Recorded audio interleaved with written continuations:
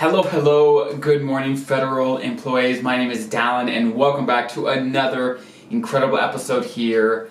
And I am excited about today's topic, but today we're going to do it a little different. I'm going to start off with a little inspirational quote because I think this world needs a little more optimism, a little more inspiration. So before we dig deep into our technical topic about the TSP and the withdrawal options, how you get money out of the TSP in the best way.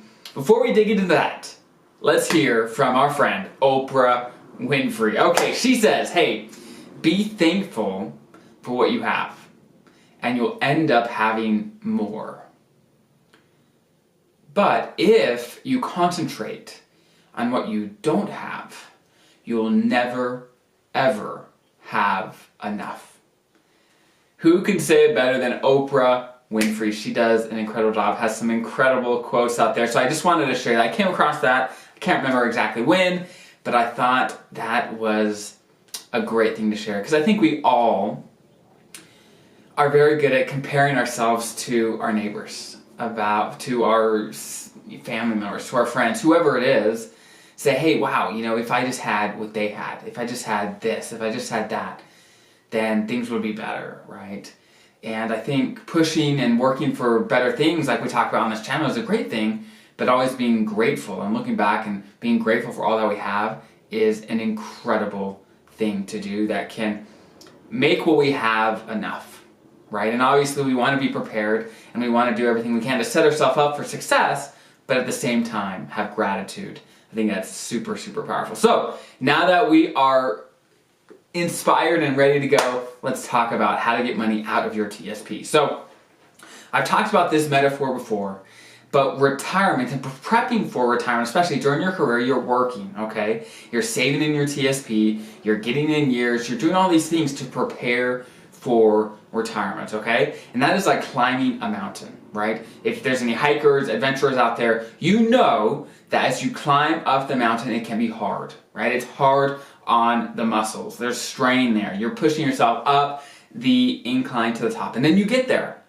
You make it to the top, which is, in this metaphor, retirement. You finally are prepared. You finally have enough saved up. You finally have enough years of service to be able to retire. You made it to the peak, right? That's an incredible accomplishment. Now, what are you going to do now that you're at the top? Well, the people that have retired, they realize, hey, I got to get down the mountain, right? I mean, getting to the top is a wonderful thing, right? We should be grateful for that, like Oprah Winfrey says, right? We need to be grateful, but that's not the end of the journey. Retirement is just a stepping stone, and we have many, many years in retirement, and getting down the mountain safely, or in reference to today's topic, getting money out of your TSP safely is a huge part of that. So we're going to dig into the 3 main types of withdrawal options that you have from your TSP, some of the pros and cons and things to think about, and then actually I don't think it'll be the next episode, but the episode after that, I'm going to dig into even some more strategies building off the base that we are going to talk about today. So without further ado, let's jump right in. So like I said, there's 3 different options when it comes to taking money out of your TSP. The first one is taking installment payments. And basically what that means is telling the TSP that says, hey, I want a certain amount of money on a regular basis continually, right? So for example, you can do monthly, quarterly, or annual distributions or withdrawals from your TSP, and you can get that on a schedule. So you can say, hey, TSP, I want 20 grand every January out of my TSP, boom. And you can get that set up so that they do it constantly without you doing anything, right? You can do that. You could also do a monthly amount. You could do, like I said, a quarterly amount. And the good news is with these withdrawals is that you can adjust it at any point. You could stop the payment. Let's say, hey, I actually don't need that much money. I need to stop it for a few months as I use what I have. Or you can adjust it. You can say, hey, let's actually just tone it down or let's tone it up. You can continually adjust that at any point. You can adjust those payments however you see fit, right? And obviously if your money's in the traditional TSP, you probably don't want to take out more than you need. Unless you have a tax strategy or something to think about, you probably don't want to take out more than you need just because, right? So you want to plan that out so it matches up with your needs, what you're trying to do, your travel, whatever it is in retirement, so that you have the right amount without overpaying in taxes every year. So that is the first type of taking money out of your TSP. Just an installment payment is what it is called. So there's that. The second type is just a individual withdrawal, a single withdrawal. Basically, it's not a recurring withdrawal. It's not something that is going to continue on. It's just a one-time thing. You could go to the TSP and say, hey, I want a one-time payment of 10 grand, send it over, right? And they'll do that. Now, the one catch with these is you can only do these one-time withdrawals every 30 days, right? So let's say you take out, let's say $1,000 today. Well, if you wanted more money, let's say in 10 days, you do have to wait, of course, until the next 30 calendar days to be able to make that happen. So use that sparingly. Obviously, if you can come up with some sort of installment payment that covers your lifestyle that may be less stressful than having to maybe potentially worry about this 30-day calendar limit when it comes to taking money out of your TSP and when and how and all those good stuff. But of course, it can be very helpful as short-term needs come up, right? You can take money out as needed. So that is the second way that you can take money out of your TSP. In my opinion, that's a great way as well. It just depends on your needs, how you want to structure it to make it the simplest and the easiest for you in retirement. So now on to the third way that you can take money out of your TSP, and that is by doing an annuity, right? The TSP has contracted with, MetLife is a big, large insurance company, and they provide annuities for the TSP participants that would like one.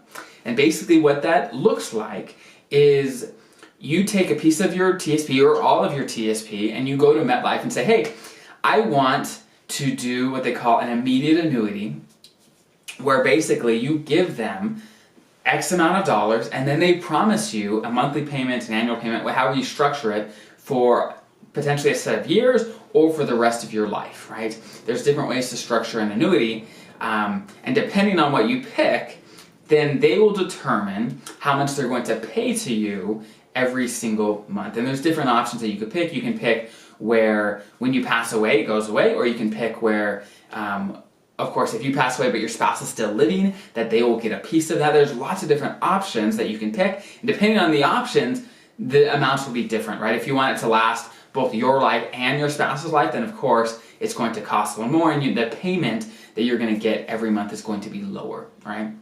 And so I get questions about the annuity all the time, and I think I've touched on this before, but this is definitely the option, the withdrawal option, that I recommend the least. And I don't think I've ever actually had a client that it's made sense for, right? And some people might be confused, like, I thought an annuity would be a great option. It's a guaranteed income. What's not to love about a guaranteed income? And that's a great point, but I think as federal employees, we have to remember that retirement, there's generally two main groups of retirement income that people have, right? There's fixed income, and for this you can think about, let's say, your pension, right? Social Security, or maybe a military retirement. Income that's going to come in every month consistently that you don't have to worry about. It's just going to hit the bank account every single time. That's fixed income, right? And that's a great foundation that we can have. As we know, your pension, your Social Security is a huge part of your retirement as feds, but we also know